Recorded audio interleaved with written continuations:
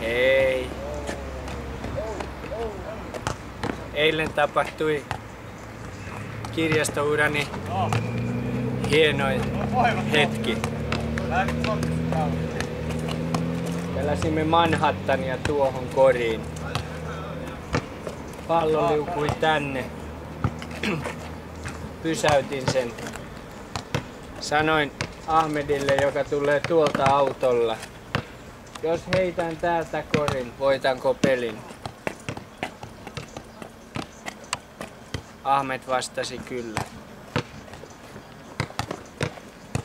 Tuolla istui Abdi Hakim, Mo ja Aisha.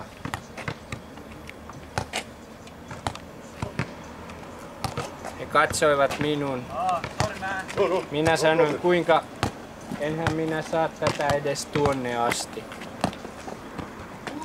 Abdi Hakim sanoi, sen kun heität. Hei Ahmed, mä kerron eilisestä. Mä otin pallon käteen. Pari askelta.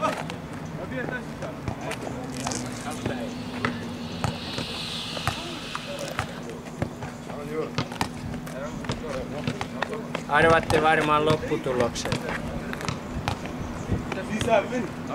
Sisään meni.